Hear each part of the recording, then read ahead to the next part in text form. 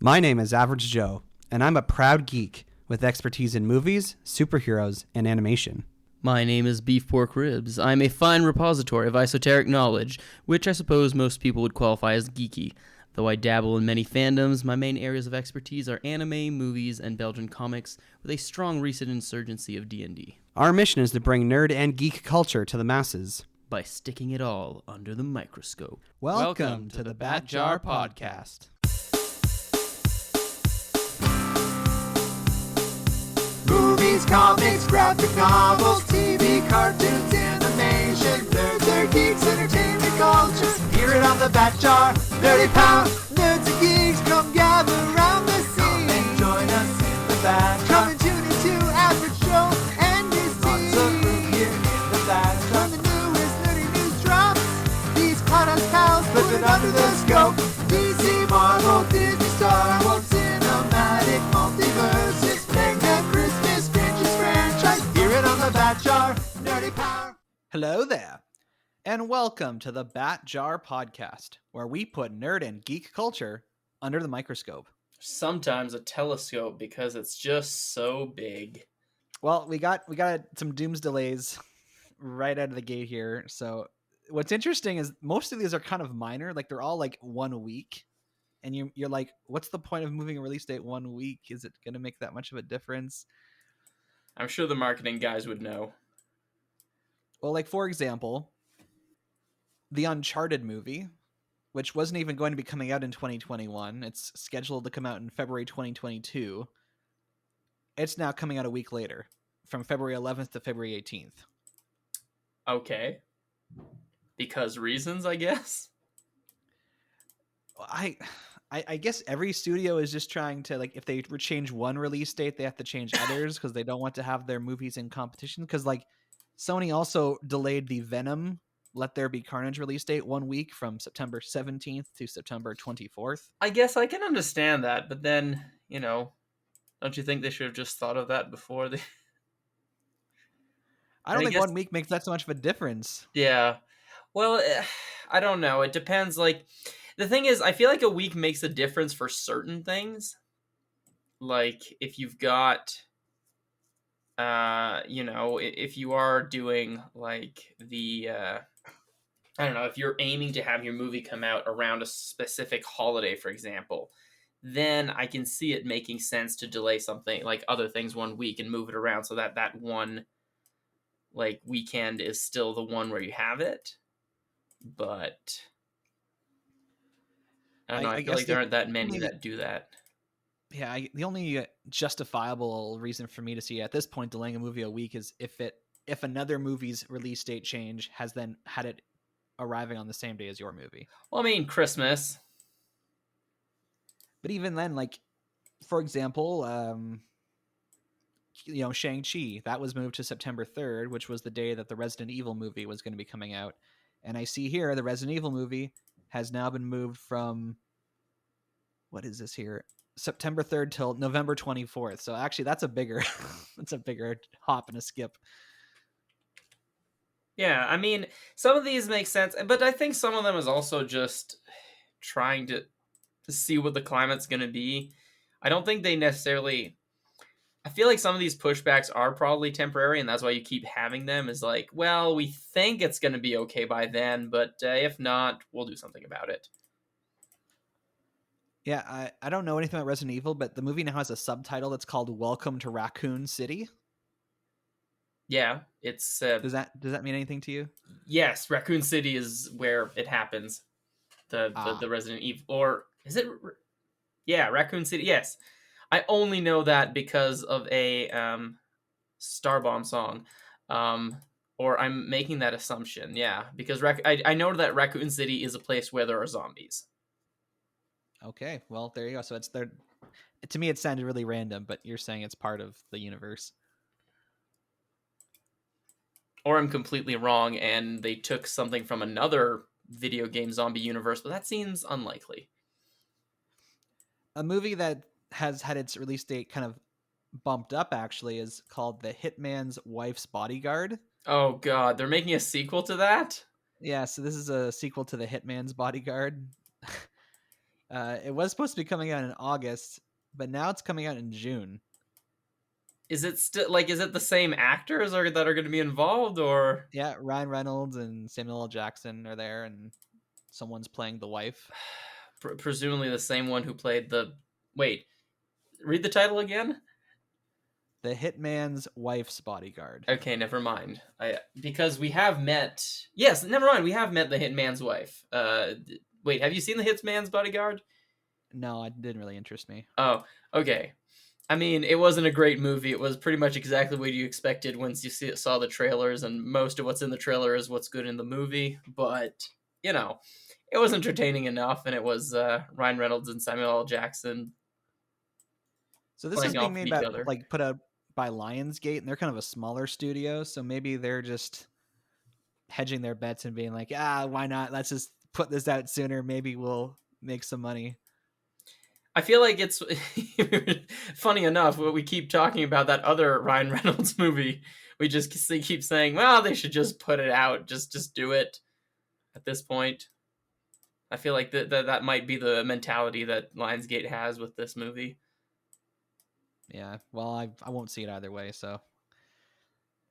But a movie I do want to see, and will be, I guess the next major movie to be released is Mortal Kombat. Its release date's been changed from April 16th to April 23rd. Yeah, I mean, traditionally that has not been super exciting news, a Mortal Kombat movie, but you never know. Well, I mean, the trailer makes it look a lot better than those ones from the 90s. I don't know, that's not saying much. Better than the Mortal Kombat movies from the 90s, but we can stay hopeful. Yeah, and unfortunately for me, where I live in Ontario, they've just announced another 4-week shutdown. So even if I do want to see this movie, but when it opens up, I won't be able to go because theaters will be closed. So that's disappointing for me here. But I mean, there's probably other places where things are going better with COVID, so they're able to go see it. As we're going to talk about with Kong versus Godzilla, or Godzilla versus Kong today, it is doing well. So there must be places where people are allowed to go to the movies. Oh, that's good. But yeah, thankfully that's the last of the Dooms delays for now. Nothing too worrisome for me here. It's mostly just, like I said, things shifting a week. And at that point, it's like, well, I get the Mortal Kombat shifting a week. That makes sense because it's like that's so close, and every week can make a difference in terms of. But if it's something like, Uncharted, that's like next February, it's like, what difference does shifting the release a week matter? Uncharted, I don't know. It's how close to the other video game movie was it being released? Because that could be. That's true. Part of what it was. Well, let's just talk about something more interesting. Yes. Here we have our topic for today is Kong. No, I keep saying it wrong because there was a King Kong versus Godzilla movie, but this one is titled Godzilla versus Kong. You got to put the most important person first. It's very, if you watch the two movies back to back, like they'll be so similar, you won't be able to tell the difference. So it's important to know that we're talking about Godzilla versus Kong, which has now been released in theaters and on HBO Max in the United States. It's times like these I really wish I did live in America just to have access to those streaming options. But we've never really spoken about the Godzilla or the King Kong franchises on the podcast, so good opportunity to do a Secret Origin segment. So hit us. What's your how do you like this? Is this part of your history? Oh wow. So back in the day in Ottawa, there was a video rental store that when Netflix came out, instead of closing right away, decided to make it so you could rent their videos. And they had a flat monthly fee that you could subscribe to rent their videos, which was great. And they had a ton of classic movies, which most streaming services don't have. So I got it into my head that I was going to catch up on watching a lot of classical movies, like the entire Godfather series. And one of them that they happened to have was the original Godzilla. So I watched that, I guess, in second or third year university for the first time, and I loved it. It's obviously dated, but it was the sound effects still very much similar to the ones that are used now for Godzilla, and I don't know, it was like the visual effects obviously have aged, but for the 50s it was great, and you know, and so it I I hear liked it's it, a and I very liked. serious movie compared to like the Kong and Godzilla movies that have been made since. I mean, I feel like all the movies, maybe not so much that. Well, no, the King Kong one kind of, from what I heard, Kong Island had a similar thing, but the Godzilla movies always had a sometimes really like forced ecological message, but the first one was pretty understandable. You know, it was anti-nuclear. It came from Japan, that was still reeling from the effects of the atomic bomb from World War II. So it wasn't like that one didn't feel super preachy. And a number of other ones, I watched a couple of the older Godzilla movies, and they vary very wildly in quality, but they still all kind of have this kind of ecological message, which was kind of present in this movie. Like we might talk about it when we talk about the movie, but like you and I was kind of trying to figure out why the villains were the villains, or certain characters were being vilified, because I was looking for the ecological message in it, the like humans are screwing things up, which tend to be a major theme, and I just wasn't seeing it for a while. But like I think the movies that do better are the ones where that's like that message is there but more subtle, and that the rest is just kind of entertainment, which is what I think Godzilla movies always are a little bit.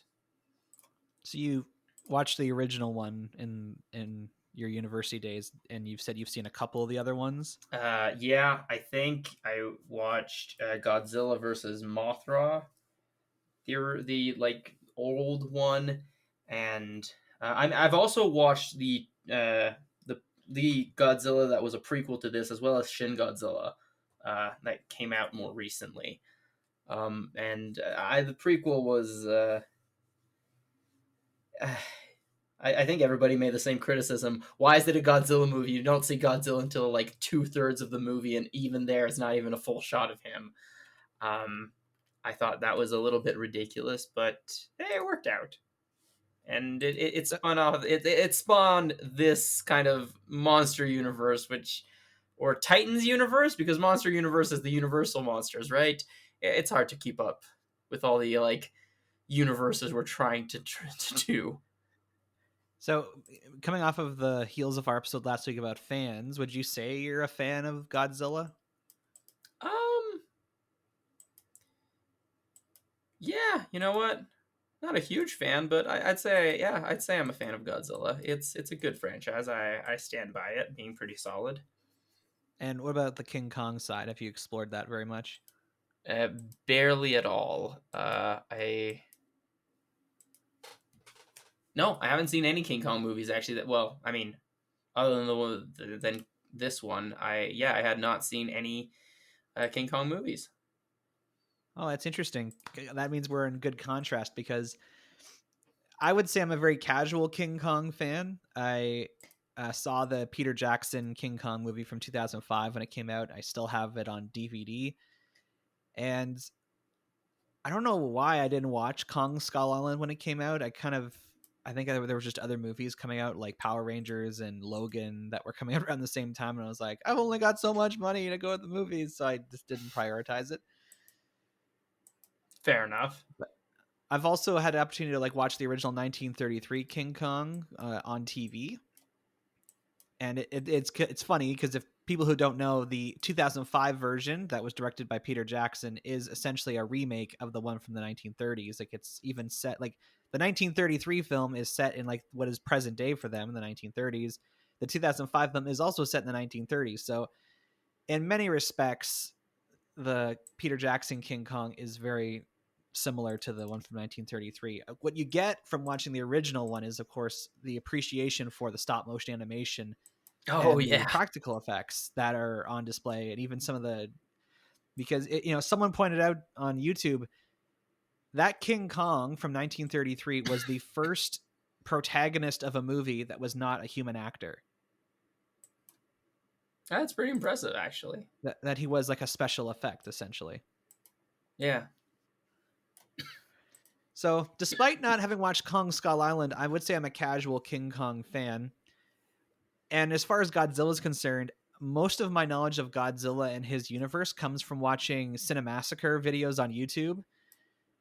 For people who don't know, there's a YouTuber named James Rolfe. He sometimes goes by the Angry Video Game Nerd, but his channel is just called Cinemassacre, and he does like all these kind of like recaps of movie series. And he did like a Monster Madness, Godzilla thon, and a Kongathon. So I've like watched all these videos where he like in 5 minutes like talks very briefly about these movies. So I've heard a lot about a Godzilla's universe, but I've never really watched any of the movies. Like I've never really seen like the American Godzilla movie from 1998 or the 2014 Godzilla movie that kind of kickstarted this universe. So, but you did get the reference when I said that's a lot of fish when we were watching the movie.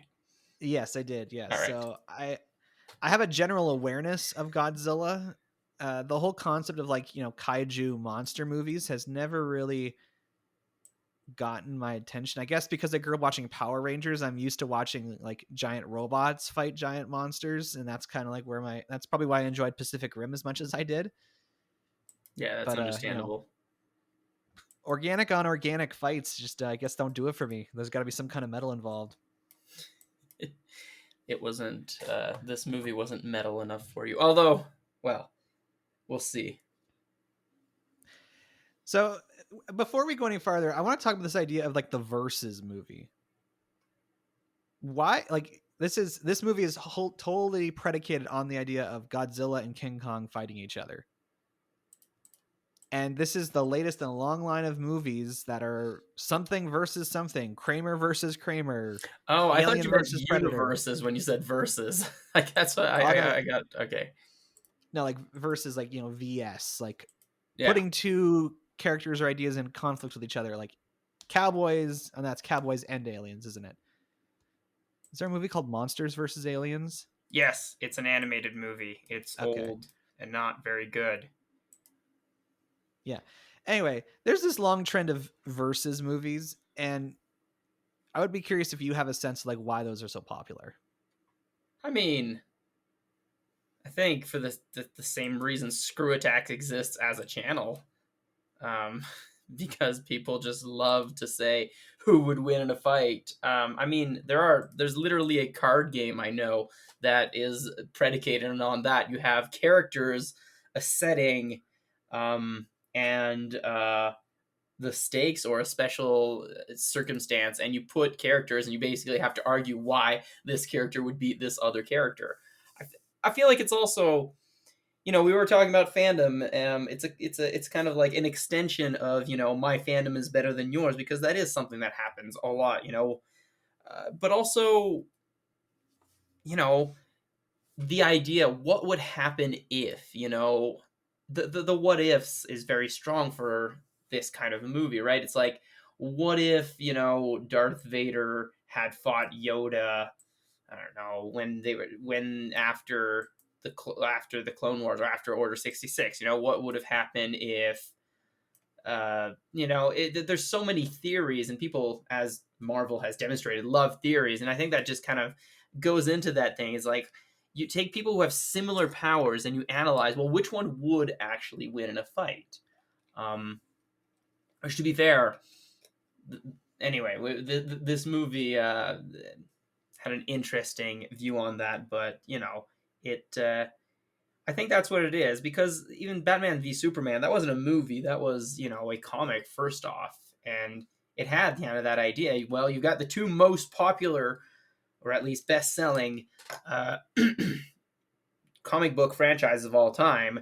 What if you pitted them one against the other, right? I think who would win, a bear or a gorilla in a fight? I think it's something primal about people beating the crap out of each other, and but also with superpowers. Yeah, and I guess it's like we've seen through Marvel that there's this great appeal of crossover, and so a movie like Freddy versus Jason, where it's literally combining two film franchises that people would have not even thought of to be in the same universe all of a sudden occupy the same space. And people might not know, this is actually not the first time that Godzilla and King Kong have appeared in a movie together. The original Godzilla vs. King Kong movie was released in 1962. It was made in Japan by Toho, the company that has always been in charge of making Godzilla movies. And I think it's interesting purely because Godzilla is a Japanese creation, and all of these characters that appear in the Godzilla movies have sort of been invented by the Japanese producers. But with King Kong, like, he was a character who originated in an American film. So I don't know how the rights were figured out to allow this American character, who would have been owned by someone, I assume, to then appear in a Godzilla movie. I mean, it was the 60s, so who knows? And it's Japan. So I don't know if that influenced things, but it's just kind of neat to see that, like the collision of cultures, like but even that was early it on in called cinema. King Kong? Because like that's another thing that just off-brand heroes sure it was sometimes called- happen. I'm almost positive it was called King Kong versus Godzilla. Like, they actually got the actual character for it. That's entirely possible. I'm just I wouldn't be surprised if it was also just some kind of Monkey knockoff. yeah, it's like Monkey Man versus versus Godzilla.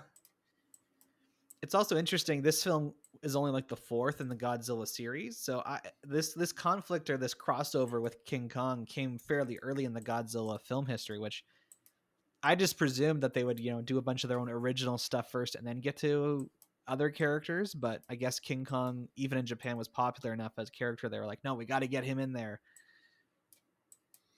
I mean, yeah, King Kong's always been a pretty popular character, and people love the big ape. So, I mean, it makes sense that,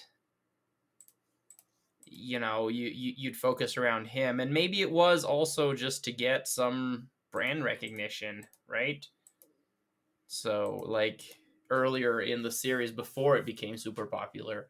Because I think the other thing, and it must have worked, because most of, like, the Godzilla movies after the first one do have Godzilla fighting other kaijus. Like, it is a kind of the staple of those movies is Godzilla is always fighting somebody else who's giant, right? It's only right like in the first one, he's the misunderstood beast who was disturbed and mutated by the atomic bomb, but in the end he went back to being peaceful as long as we stopped doing experimentation, which is also a thread that comes back. And then in the other ones, he was helping defend the world, and in many ways defend the natural order of things.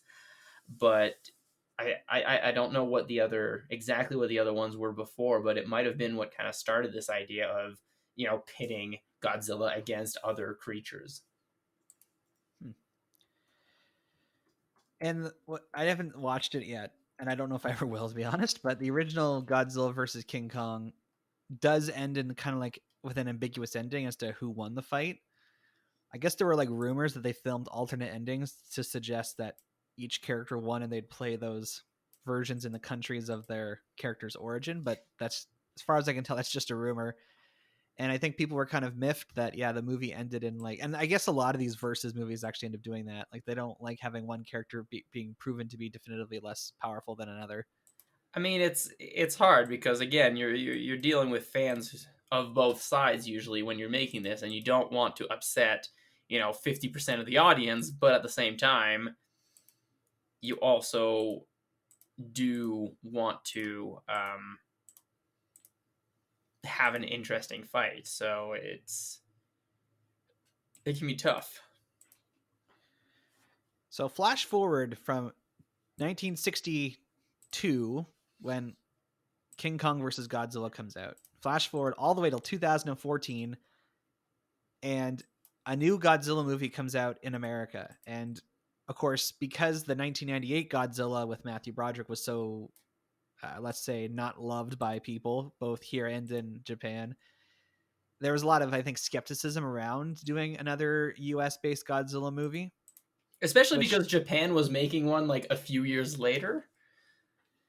That's right. Yeah. Because Shin Godzilla was in production when they made the Godzilla movie, or must have been close because they came out like what, 5 years apart. I think even less than that, but I think the American release was 5 years apart for the two. Oh, I see. Yeah, I had no interest in seeing this at the time. Again, being a non-fan of Godzilla, didn't do anything for me. But I think you said you've seen it. Did you see it right when it came out or after the fact? I saw it in theaters, so it must have been as it happened. Which I'm a little bit surprised, but I think I was going to see it with somebody, which I tend to watch movies more. But no, I saw it in theaters, so I did actually see it as it was happening. And Back Cookie, where would you put it? Ooh, it's one of those. It was advertising. The advertising was misleading. It wasn't a terrible movie, but the trailers made it look like it was going to be a lot more exciting and have a lot more Bryan Cranston in it. So I'd say like maybe 2.8 out of 4 Bat Cookies. Like, it wasn't great, but it wasn't terrible either. And when Godzilla did actually show up, he showed up, and it was, he ripped something's face open and laser breathed in it. So it was still satisfying. It was just not exactly what I was expecting. Interesting. Well, I think that kind of sums up a lot of people's reaction to the film, because I've heard all kinds of things very similar to that. Oh, yeah, and like, people did, and I think the biggest complaint, which I totally agree with, was, Godzilla was barely in the movie. And this film became the foundation for a cinematic universe, because, that time in 2014, that's when every studio was trying to figure out how to turn their properties into some kind of cinematic universe. Yeah. If Marvel does it, it must work. Yeah, so this one is called the Monsterverse. That's how they mentioned themselves in the credits. At least they in the credits for Godzilla versus Kong, they thank all the Monsterverse directors. So they kind of listed all the people who had directed the movies prior to this one in this franchise. And I guess even to call it a franchise is kind of misleading, because it is technically I guess 2 parallel film franchises at this point, because you do have. Was Kong Skull Island originally supposed to be part of it? Yep. Yeah. So in 2015, Legendary Pictures, who was one of the production companies behind this Godzilla movie, was working on Kong Skull Island, and they moved the production from, I guess, partnering with Universal to Warner Brothers, where Godzilla had come out in partnership with Legendary. So at that point, everyone's like, oh, they're, the people who put out the Godzilla movie are now doing a King Kong movie. Does this mean that we'll get to see them together at some point? And very shortly after that, they made the announcement, yes, we are going to build a cinematic universe towards a crossover between Godzilla and King Kong. So 2017, 2 years later, we got Kong Skull Island, which was set in the 1970s, I believe, and is mostly a prequel to kind of introduce this version of King Kong to the universe. And explain why he's big enough to actually fight Godzilla. Yeah, I haven't seen it yet. I don't know if it has any connective tissue to the Godzilla movie from 2014. But then in 2019, we got Godzilla King of the Monsters. And I remember when you and I went to the theaters to see Rocket Man, it was being advertised, there were posters for it. But again, having not seen the first one, I wasn't interested in seeing it. I'm like, oh yeah, I'm glad that you're building this universe up, but I'll show up when it's time for Godzilla to fight King Kong. I believe I may have watched it without sound on an airplane. That sounds like a horrible movie experience. Yes, but it did, from what I remember, it just looked like it was skipping from location to location almost constantly. And because Godzilla fights 3 or 4 different monsters in it, it's ridiculous. It's way too much.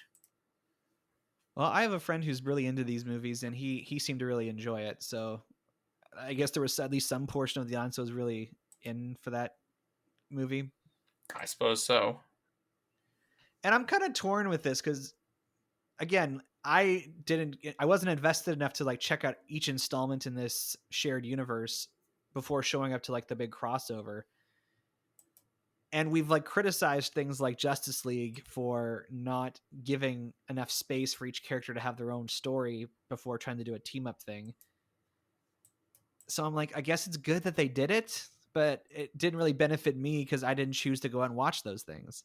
But I also think that, to this movie's credit, it did actually still work as a movie, even if you hadn't seen the other ones. Oh yeah, like I would agree. I watched Godzilla versus Kong, and I have not seen any of the movies in this shared universe, and I enjoyed it. Yeah, But, and I think that's also one of the things that one of the reasons people were talking, criticizing DC was because they hadn't really done that. but that raises the question of like, well, if you can just make this movie without needing to do the build up, why do the build up? Well, I think, and again, I think this has to do with also the fact that it was a versus movie. You know, that like, because yeah, most of the plot not super relevant. Like everything that happens in the plot had a purpose, but the purpose was to set up the fight and then the other fight. But you didn't need to know what was going to happen because you just needed to know what was going on in the fight. But I think it's also a particularity of this type of a movie is that they were aiming to have Godzilla and King Kong fight. The rest of the movies kind of facilitated that, and that's all people really cared about, right? Like,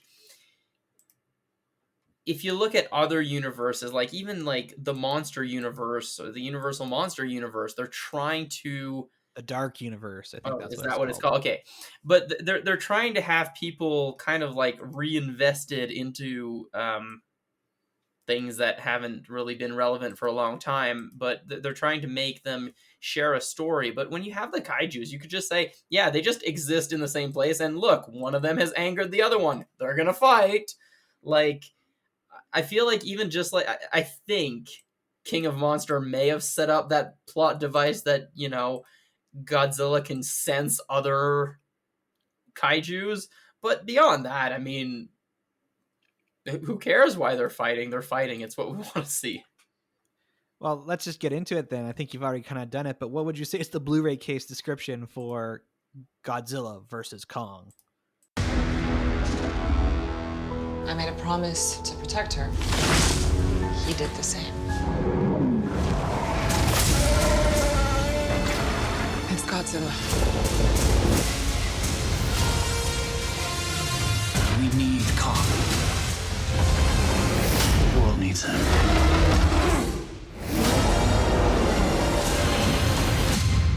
In theaters and on HBO Max, March 31st, rated PG-13.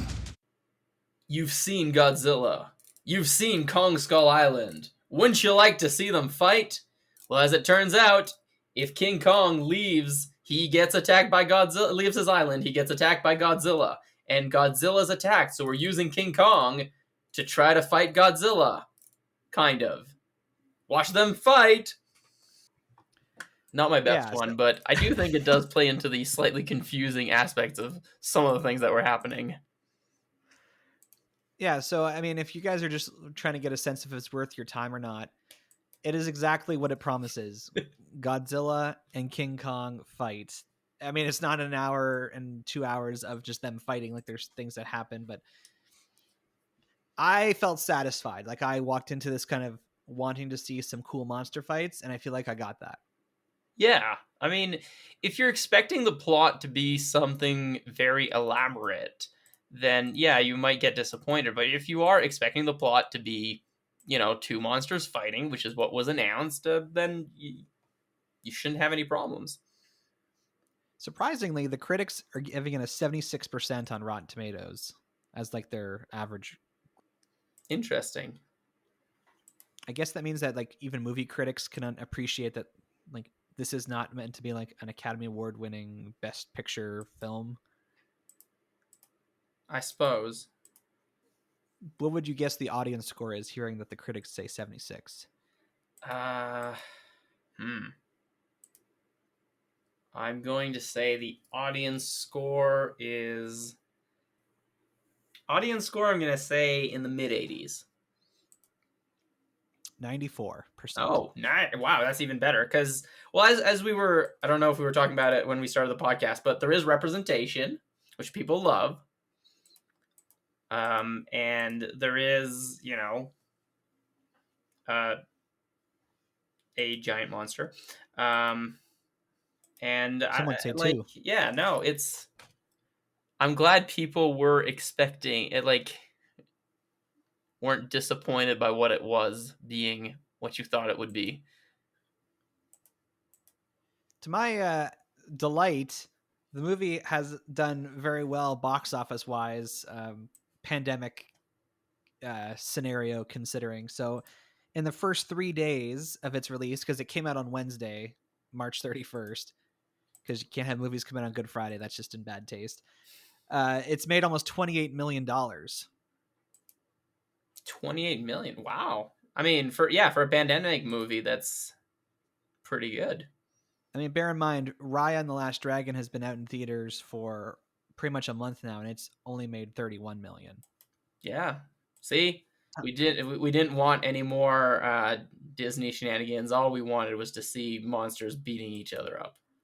Tom and Jerry is still the highest grossing film of the year, at 31.1 million. So I feel like at least we're close to that.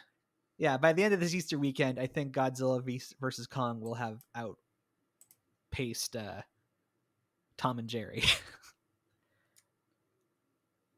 And it has raised over $100 million internationally, 123 million in other markets, which I understand is mostly in China, which makes sense. Yeah. I guess they enjoyed seeing Hong Kong get destroyed. Yeah, I'm not sure. But anyway, that gives me some hope that there is still a space for movies to actually come out. Yeah, and hopefully that means that people won't be as scared to release movies. Or maybe it also says something about like Disney Plus. Maybe they need to like play ball with theaters more than they are, because while this was available for free on HBO Max, I guess it's not the same as the premium access thing where Disney asks you for even more of your money.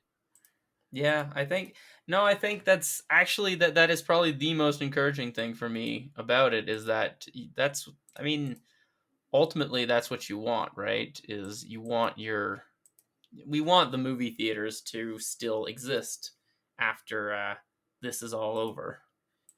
And this is the kind of movie you want to see on a big screen. Like we rented it from the Cineplex store and watched it on our home TVs. This is definitely the kind of big action movie you want to see on the big screen with the big sound. And, obviously I was so disappointed I couldn't go to a theater to see it. I mean, I'm glad I saw it, but I can also see why this would be the movie to like get people to go out to the theaters rather than like Tom and Jerry, because it is for sure. It is a cinematic experience. And surprisingly, it's not that long. Like I know we're coming off the heels of the Snyder Cut that was like 4 hours long, but this movie is under 2 hours long, which is, I guess I'm just so surprised. Like most major movies now are over 2 hours. Yeah, I was surprised. Well, I wasn't surprised because I had heard a slight, like, part of a spoiler-free review of it, just because, Mjolnir listens to all the Weekly Planets episodes, and so I'd heard that it was... I heard it described as mercifully short, and I think that's stealing a phrase, but I think not necessarily mercifully, but it was the length it needed to be. Like, there wasn't anything that felt like it was too much or out of place, or that could unless you got rid of the entire storyline of breaking into the faculty, then, you know, then there was nothing that wasn't needed in the movie. Obviously, when the original Godzilla King Kong movie came out, there were men in rubber suits, like on small sets, like fighting each other. This time around, it's fully realized with CG, and while it looks very impressive, like I was always like knowing I was looking at like something that wasn't really there. So part of me wonders if they could have found some way to like do some kind of hybrid of like maybe sometimes having people in suits on a set versus always CG. It's one of the difficult things to do, but because I remember at some point I made a comment about a creature's gore looking really fake because of the color of it, and you said, well, maybe it's a homage to something. I still don't know. Did you look into it? I did not. Okay, but I feel like, yeah, there was definitely an opportunity to kind of like pay homage to, you know, what the Godzilla movies are, and to have, you know, have them have them be more practical effect based. But then again, it's also like it's hard to figure out where you would get that done. Like, the only thing I could see is like having professional martial artists motion captured on a set, but that would probably be way more complicated than CGIing the whole thing. Could be great, but also then you'd have to have humans pretending to fight like monsters, which I'm not against, don't get me wrong, but it would be a kind of a different level of commitment. Yeah, watching these last night made me realize that all the live action Transformers movies are basically monster movies. Yeah, pretty much, eh? Like we're supposed to believe that the CG characters are the main characters, but in actuality, like they're mostly there to fight, and we spend most of the time with the human characters. I think I might have appreciated like neither Kong or Godzilla talk out loud in this movie. In a cool. Well, I mean, depends how I you mean, feel about that one scene. right. I mean, I don't know. This isn't really a spoiler, but King Kong can do sign language in this, so he's actually able to communicate with one of the humans. Well, there's also in that scene where you learn he can do sign language. It kind of sounds like he's saying the word that he's signing. It's hard to tell because of the storm and everything. I think it was supposed to sound like he was saying it. I didn't catch that. So I guess I felt a little more connection to the Transformers because at least they could speak, and at least they could have lines of dialogue when they're not fighting things. With Godzilla and King Kong here, there's personality to them. Like they have expressions and they emote, and you do that one time Godzilla smiles though. Yeah, that was really creepy. So I don't know. Maybe I would have appreciated it more if they talked, because then you would have understood. You're kind of inferring a lot of their motivations, their behavior based on what the humans are saying. That's true. And now I'm just like even more disappointed in all the live action Transformers movies, which I didn't think that was possible, but here we are. Now that you see what it could have been. Yeah. Anyway, there's a podcaster who's the main character in this. So I'm like, yeah, that's the kind of representation I'm looking for. It's, you know, we are a growing presence in the world. The fact that he runs a conspiracy theory podcast is kind of okay. Well, that's a little niche, I suppose, but also fits the entire movie very well. What do you mean by that?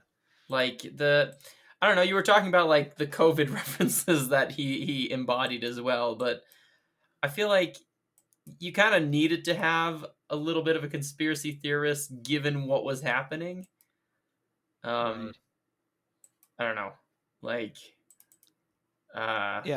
yeah, without going into spoilers, but like it fit really well. So maybe it's not the best representation, but also I like the little details where he was like, I think he was saying it was like for the 5th time it was going to be his last episode. And so I don't know. I kind of felt that idea that we're not always sure what we're going to do next week and how well it's going to work. And you know, I don't know if you feel that way. Like, I know we have a pretty good thing going with this podcast, but this sometimes, especially when the pandemic started and movies weren't a thing anymore, and we're like, okay, what are we gonna do, right? So I felt that was a nice touch. Yeah, of the human characters in this, like I don't even think I remembered any of their names. Like I could identify them mostly by like who the actors were I recognized. And there is like a plot to this movie beyond the two characters fighting, but honestly, as Beef Pork Ribs said, it's a plot that's trying to create a scenario for them to fight. You know, like there's this company that wants this power source, and it's from where all the Titans come from, and they need a Titan to get them there. So they bring King Kong out of this sanctuary place that he's been all this time. And that alerts Godzilla to his presence. Like, yeah, there are reasons for them to appear, but I just find it funny. I'm just realizing this now. It's like, you know, because the Skull Island movie is set in like the 70s, it means that they're implying that King Kong has been kind of like been in hiding for the last like 40, 50 years while Godzilla's been out there doing all this fighting other monsters and saving people. Well, I mean, yes and no, because Godzilla only started attacking when the first Godzilla movie came out, right? Which was set in modern day when it came out. Right. So not quite, but I see what you mean. Yeah, it does kind of imply that King Kong's been wuss. Would you say that this is more of a King Kong movie? Like, do you feel like he's more of the protagonist than, even though Godzilla's name is top billing on the title? It's a tough one because he's definitely the one we see the most, and so we can kind of associate with him more. But at the same time, like, I don't know, again, having watched other Godzilla movies, he's not always the main character in his movies. He's just the one who fights, and usually even just the one who wins. So, like, I don't know if you necessarily, like, need You're saying that to... Godzilla doesn't have to be the main character? Yeah, he doesn't have to be the main character to still be the top bill, right? He is the one who is going to, you know, he's the one who fights, he's the one who's winning, he's the one who's, like, he's still the king of monsters in this movie, right? Like, you still get that feeling that he's the boss and he's there to stay. I don't know. Maybe that's just my interpretation of it, but... Interesting, yeah. This movie reminded me of a hypocrisy I live out of when it comes to movies. I am totally willing to suspend my disbelief to believe that there are giant monkey monsters and giant lizard monsters who can breathe atomic fire. But when it shows people trying to break into like a top secret facility and they do it with ease, I immediately go, well, that's not realistic. But it's because it breaks the realism within the story, right? Like, if you accept that there's a hollow earth in which giant creatures live and sometimes they make it to the surface, but we've mostly been unaffected, which is like such an anime trope. I'm just putting it out there. But if you've accepted this, but that we only knew them recently and it's kind of an alternate universe, you would still expect a big corporation that has a secret it's trying to hide from the government and the world to have higher security for their secret underground area. Like, so you're saying I'm justified? I'm not really being a hypocrite? I don't think you're being a hypocrite. I think you're justified in, you know, having a suspension of disbelief for one thing and not the other because they are different things. Maybe this is just a sign that the screenwriters didn't really care, or they were like, well, we have to have them do the things. We're just going to have them do this thing. Who cares if it makes sense? Possibly. Because there are a lot of that, like in terms, because you know, you see people who work for the government, you see people who work for this corporation, and you see all these different people interacting with each other, and the ways in which they interact with each other seem unrealistic if this was like in our world. Which leads me to believe, again, whoever wrote this thing was just trying to like just come up with some scenario where the two monsters ended up fighting each other. That is probably, yeah, that would be like my biggest criticism about the movie, generally speaking, is that I didn't really believe some of the things that were happening. But at the same time, but I feel like it was dispersed enough that I was okay with it. And to be honest, there was only one big glaring problem in it. Like them breaking into the place was the only real problem I had. Like there were a few other things that were a little iffy, but overall, I think that was the only real immersion breaking one. Mm. Fair enough. And as we've all said before, we don't come to these movies for all the human characters. We come to them for the monster fights. So this movie delivers on that for sure. And that's really the extent of what we're going to talk about in spoilers is like there, so if you guys are haven't seen the movie yet, go and watch it. In spoilers, we're going to talk about some Easter eggs. We're going to talk about who wins the fight. And there's a surprise character who shows up in the end, which makes us question like who is the villain of the movie. That's the non-spoiler description of what we're going to be talking about in the Spoilerverse. I like it. So as always, you can skip around. There'll be a time code in the description of the episode where you can skip past the spoilers to hear our final thoughts. And I just hit my microphone and that's fine. We're inside the Spoilerverse now. Let's just talk about these Easter eggs first. I watched a video today kind of counting down like top 10 callbacks and blah, blah, blah. And some of them were like minor things like, oh, in this movie, Godzilla and King Kong are, transported using airplanes. And I was like, all right, well, that's something. I didn't catch it when we watched it, but at one point, the American scientist says, how is Kong with heights? Oh, yeah. When they're about to be picked up by the helicopters. Yeah. Which I didn't think of at the time, but of course it's a reference to how he dies in the original and the 2005 movie. I'm like, wow, that is cold. That is deep. That is throwing shade at the king. I like it. The scene where King Kong picks up a bunch of fish. Yeah. I think it was an intentional callback to the Matthew Broderick It must line. have been. That was a lot of fish. Like No. You're supposed to say, that's a lot of fish. I know, but I'm just saying that was a gargantuan amount of fish, and there's no other reason for him to be eating a handful of fish than a callback to that line. And there is a Japanese character in this who I learned after the fact. He's meant to be the son of Ken Watanabe's character from the other Godzilla movies. Oh, the pilot? Yeah, the guy I got that. Fight. I didn't get that. Oh, Did they mention it in the movie? I don't know if they mentioned it, but I assumed he was. Oh, okay. Now, is him referring to him as Gojira, like, is that really like an Easter egg? Because I guess that's how you pronounce the character's name in Japanese. I don't think it's necessarily an Easter egg, but it's kind of this thing where you need to have it's like why you need to have at least one Japanese character in every Godzilla movies for them to say that, So, because I'm like, if he can speak English and he's speaking English to everyone and everyone else is calling him Godzilla, what's the point of him going Gojira? It's funny. I don't know. It's. No, you're saying this is a trope, right? You got it. Oh yeah, no, I think it's just they it's like we got one Japanese character in the movie. He's gonna say Gojira at some point, and then we can all go home happy. Well, I realized that it's the character's name in the original series. The fact that he's called Mech, or that the one character's like, no, that's not Robo Godzilla, it's Mecha Godzilla. I'm like, what difference does it make?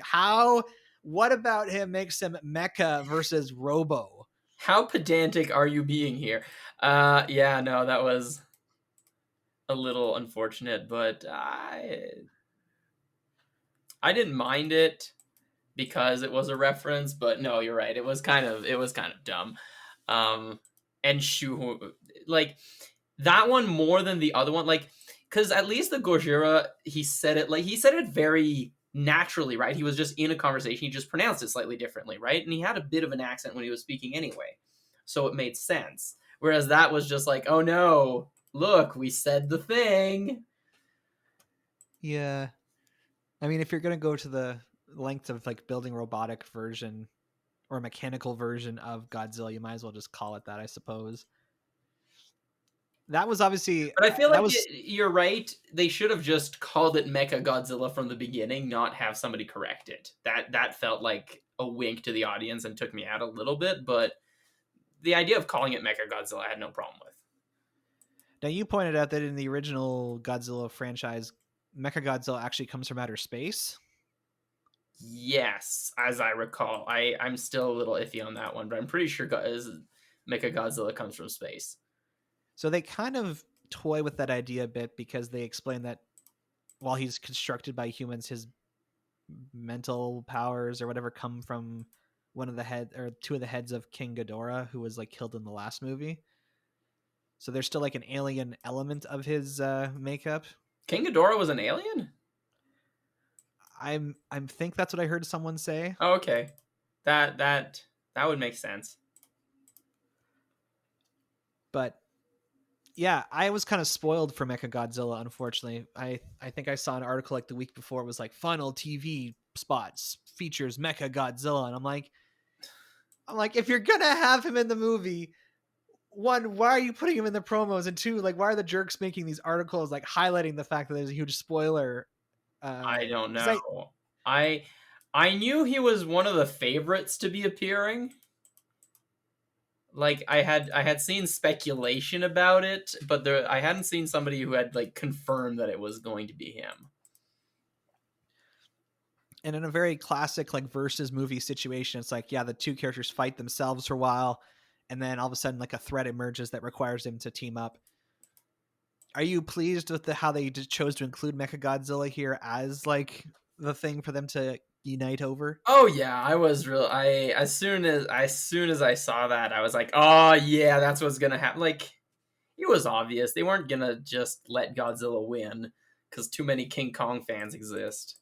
But you know, and we're in the spoilerverse. Godzilla wins, okay? Like, he beats him up, he knocks him to the ground, he steps on him, he roars in his face and makes him cower before him. King Kong shows his teeth, which is an ape's way to... No, I don't know if it's that much, but, like, Godzilla won. Yeah, like, they fought, like, 3 times, and Godzilla won the first one pretty, I would say, unanimously.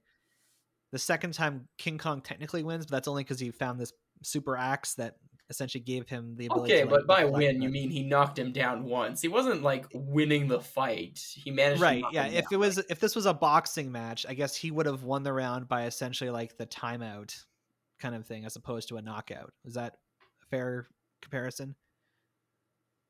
Points, rather than... Yeah. And then the third one, yeah, like...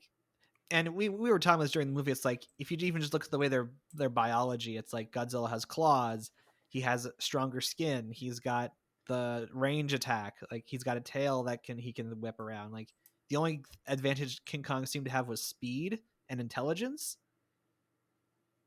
Yeah, and I mean, and I was being a little bit of a jerk towards King Kong when we were watching the movie, but I also like recently watched a YouTube video which was specifically on the issue of who would win, a bear versus a gorilla. And no, gorillas are actually very poorly suited to fight clawed opponents because of their biology. So but also just generally, and this has got to be the biggest King Kong has ever been since the last time he fought Godzilla, right? Because, you know, when you think of King Kong hanging off the top of the Empire State Building, he's maybe, you know, he covers maybe the antenna in the penthouse, so he's maybe he's like 25 feet tall at the most. Yeah, Godzilla is always like the size of a skyscraper, so they had to like bump him up a lot because apparently that was part of what Kong Skull Island was putting forth, was the size of it, because I remember talking to Mjolnir and being like, how is this possibly a fight? Like, Godzilla can literally manhandle him like a teddy bear. But I'm glad it wasn't that, because, you know, obviously you want a fair fight. Yeah, and, you know, considering the movie from the 60s kind of ended very ambiguously, I appreciate as I guess the Kong fan in this situation that even though I will admit, yeah, Godzilla whooped his butt, it was nice that they concocted a scenario where they were able to like kind of help each other out and defeat Mechagodzilla together. Yeah, and in obvious fashion, he's the one who defeated Mechagodzilla because Godzilla had beaten him up, and so you can have both of them have won a fight in the movie, and so both the fans can be happy. And like, I saw what they were doing, but I was okay with it. And even that, like, King Kong wouldn't have done the final blow if it weren't for Godzilla giving the atomic breath power up to his axe. Like, in my line, it's like it was just like in Dragon Ball when they they pass their energy on to somebody else. Oh yeah, that classic, the end of Broly. Or at the end of every Dragon Ball movie, basically. Yeah, that's true. They use they really like to use the spirit bomb and the. But I guess when you don't have time to do a full movie, that's a good way to end it. Now, there is this question of like, who is the actual villain of this? Because we find out that this company, Apex, whatever, has constructed Mechagodzilla so that they can defend themselves from Godzilla. Yeah, it was. Again, like, I understand it was the, oh, look, evil corporation. But, like, I don't think that was justified. Well, it's weird because Godzilla in these movies has been mostly portrayed as a protagonist. Like, he's there to help, like, defend people from other things. And so his behavior at the start of this movie, when he's basically attacking these facilities, seems very out of character. And people are like, why is he doing this? It's like, I thought he was on our side. So on the one hand, it's like, yeah, they want to be the apex predator. They want to make sure they're the most powerful. But then I can also maybe see the need for some kind of contingency in the event Godzilla, like, it's the same reason people are skeptical of Superman. It's like to have at least some kind of kryptonite on hand in the event he ever turns. Yeah, but at the same time, and it does also kind of have that same problem with the whole every time Batman takes on the entire Justice League, we're like, okay, buddy, but if you were that paranoid, if you were that sure something would happen, why didn't you change like what was happening before, or why did you even give the opportunity to have these countermeasures, right? And like I understand it. I understand why they were going that direction, but it also did seem a little bit silly to be like, well, it's to make sure he can't attack us, but it's going to make him attack us. Like, to be fair, we can give them the benefit of the doubt, and maybe they didn't know that Godzilla was going to attack immediately as soon as they awoken Mechagodzilla, but they should have still. I think my understanding is that the previous movie establishes pretty well that Godzilla can sense threats to him, so you should assume he's going to sense that. Yeah, I guess he has some kind of spider sense. He's able to not only detect the presence of danger, but also where it is, or like what the root of it is. Yeah, that made a lot more sense with King Kong than with Mechagodzilla, though. Yeah, it's like it's not even finalized yet, and ironically, like, they couldn't power it without the whole side quest of needing to bring King Kong out. So I guess his whatever danger sense that he has, it wasn't so sophisticated that he could be like, oh, like, it's no problem, they have no way of turning this thing on. Yeah, it was just, oh no, this is a problem. So in the end, are you happy with kind of claiming that the guy in charge of Apex who was killed is the villain? I guess so, but I still don't feel like there really was a villain per se in it. And well, Mechagodzilla, when it goes rogue, I guess, is the villain. Yeah, so I guess I want to say King Gamora, but that's not his name. King Ghidorah? Ghidorah is the villain, I guess. Well, that wasn't even clear to me. It's like, is it like his soul or mind resurrected that's taken over, or is it just that? Yeah, it was. Yeah, it was hard to tell. Yeah, we shouldn't think too much about it. No, we're doing exactly what you're not supposed to do with this movie. Well, coming around to final thoughts, Godzilla vs. Kong is exactly what you expect. It's a movie you can watch within 2 hours where two iconic movie monsters fight, and there's a bit of character there, and there was enough to make me happy. I really wish I could have seen it in the theaters.